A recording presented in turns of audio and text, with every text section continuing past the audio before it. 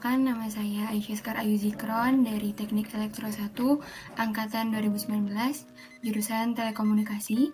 Pada kesempatan kali ini, saya akan mempresentasikan mengenai modulator dan demodulator AM untuk mata kuliah Elektronika Telekomunikasi. Yang pertama, video ini sendiri mencakup diantaranya ada definisi, materi dasar, prinsip kerja, simulasi rangkaian, contoh soal, dan lain sebagainya. Oke, yang pertama ada definisi. Modulator merupakan suatu rangkaian yang berfungsi melakukan proses modulasi, di mana proses menumpangkan data pada frekuensi gelombang pembawa atau carrier signal agar bisa dikirim ke penerima melalui media tertentu seperti udara, kabel, biasanya berupa gelombang sinus. Adapun demodulator adalah proses mendapatkan kembali data atau proses membaca data dari sinyal yang diterima dari pengirim. Dalam demodulasi, sinyal pesan dipisahkan dari sinyal pembawa frekuensi tinggi.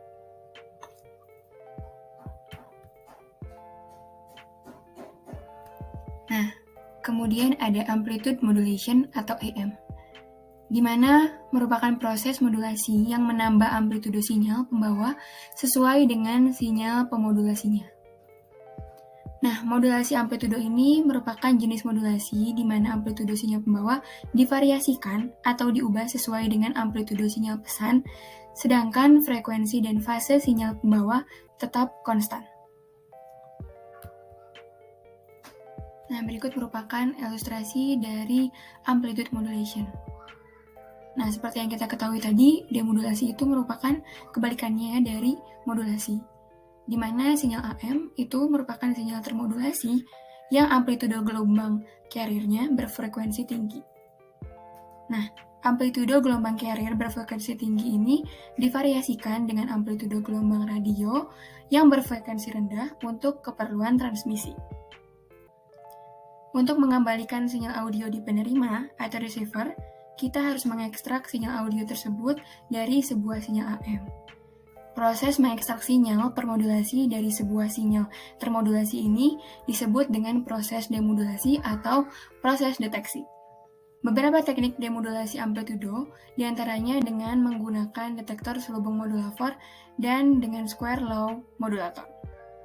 Detektor selubung adalah teknik demodulasi paling sederhana yang termasuk detektor sinkron, di mana hanya diperlukan komponen-komponen dasar seperti dioda dan resistor. Kemudian kita masuk ke materi bentuk gelombang. Yang pertama ada modulasi AM. Jenis modulasi di mana amplitudo sinyal pembawa divariasikan atau diubah sesuai dengan amplitudo sinyal pesan, sedangkan frekuensi dan fase sinyal pembawa tetap konstan. Dapat dilihat di gambar di samping. Yang pertama ada bentuk gelombang dari sinyal informasi. Kemudian yang kedua ada bentuk gelombang dari sinyal pembawa. Dan yang terakhir ada bentuk gelombang dari sinyal termodulasi. Kemudian berikut merupakan gambar demodulasi AM, yang mana demodulasi AM adalah proses memperoleh kembali sinyal informasi dari sinyal AM. Untuk sinyal AM dapat dengan mudah dilakukan dengan sebuah dioda dan beberapa komponen sebagai berikut. Nah, kemudian bentuk gelombangnya. Gambar pertama merupakan bentuk tegangan setelah melalui dioda tanpa kapasitor CL. Kemudian gambar kedua merupakan bentuk tegangan dengan kapasitor CL.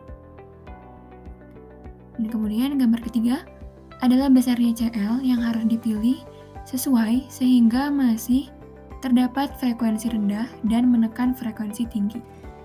Adapun konstanta waktu RL dan CL-nya seperti yang berikut. Kemudian kondisi yang keempat adalah saat R1 dan C1 menyaring lebih lanjut. Nah, pada saat ini masih terdapat bagian tegangan arus searah, kapasitor CK, dan menahan arus searah dan melakukan sinyal AC yang merupakan sinyal informasi. Kemudian kita masuk ke persamaan matematisnya. Amplitudo sinyal carrier dibuat berubah-ubah secara proporsional sesuai perubahan yang terjadi pada sinyal permodulasi atau sinyal informasi. Persamaan sinyal carrier adalah Vt sama dengan V cos omega Ct ditambah Pi. Secara umum persamaan sinyal carrier termodulasi adalah S modulasi T sama dengan V dikali cos omega Ct ditambah Pi dikali T.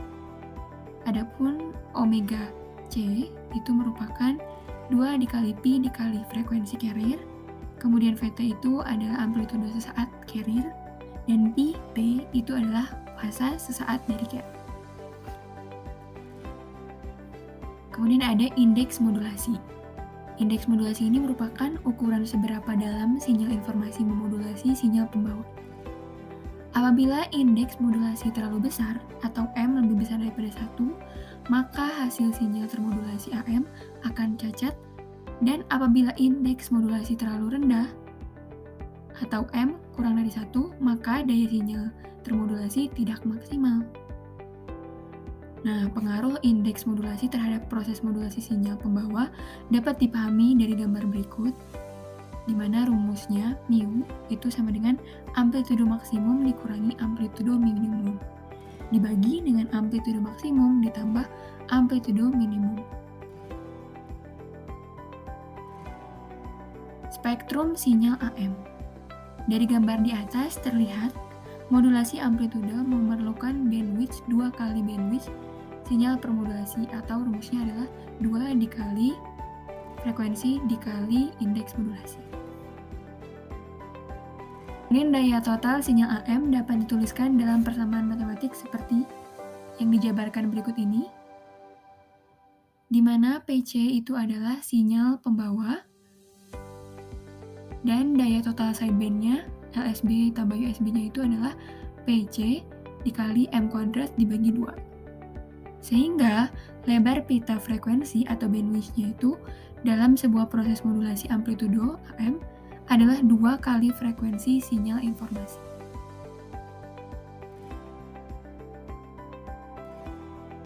Kita masuk ke prinsip kerja. Prinsip kerja dari demodulator AM menggunakan prinsip dari penguat tunggal kelas A. Saat demodulator AM diberikan input sinyal audio dan sinyal pembawa, maka sinyal tersebut akan terkopal pada rangkaian R4 dan C5. Dua rangkaian dikatakan saling terkopal jika tegangan dari salah satu rangkaian membangkitkan tegangan dalam rangkaian yang lain. Dan jika diinginkan pelimpahan daya maksimum kepada beban hanya pada frekuensi tertentu dan frekuensi yang lain ini akan ditolak, maka rangkaian kopling dapat disebut tapis atau filter. Nah, yang terakhir ada cara kerja dari AM modulasi yang mempergunakan amplitudo sinyal analog untuk membedakan kedua keadaan sinyal digital. Nah, berikut merupakan ilustrasi prinsip sederhana di mana tegangan atau arus kemudian diolah melalui modulator dan menghasilkan gelombang pembawa yang telah dimodulasi, diterima oleh sisi penerima atau demodulator, dan menghasilkan sinyal modulasi yang akan diambil lagi. Nah, kita masuk ke simulasi rangkaian. Yang pertama ada simulasi rangkaian demodulator AM. Nah, berikut merupakan rangkaian yang telah dirancang sedemikian rupa melalui aplikasi multisim. Nah, rangkaian sederhana dengan input AM menghasilkan hasil simulasi seperti berikut, di mana gelombang yang berwarna kuning ini merupakan sumber AM dan gelombang yang merah merupakan AM yang termodulasi. Kemudian kita akan membuat rangkaian dari modulator AM yang sudah dibuat di multisim. Telah dirancang sedemikian rupa. Nah, adapun secara teoretisnya itu FM sama dengan 0,8, FM sama dengan 1 kHz, dan VC itu sama dengan 2, VC-nya sama dengan 10 kHz, M sama dengan 0,4, dan yang lainnya seperti berikut ini.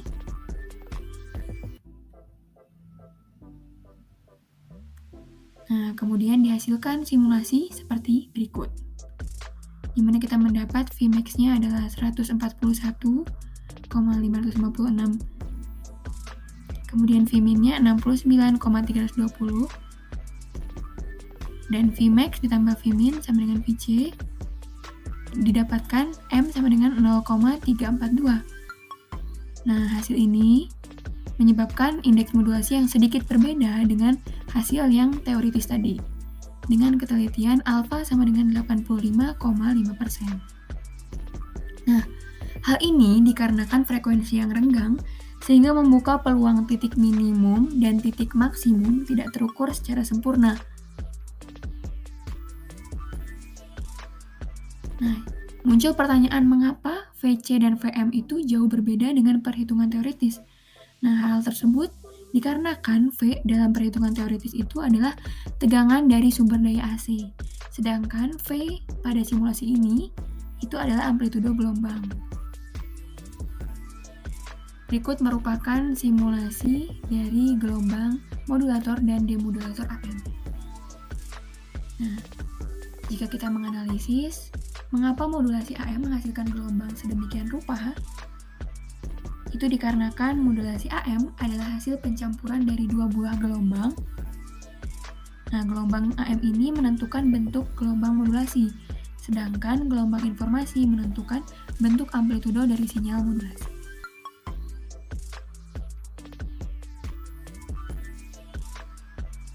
Kemudian masuk ke analisis perhitungan. Terdapat contoh soal sebagai berikut.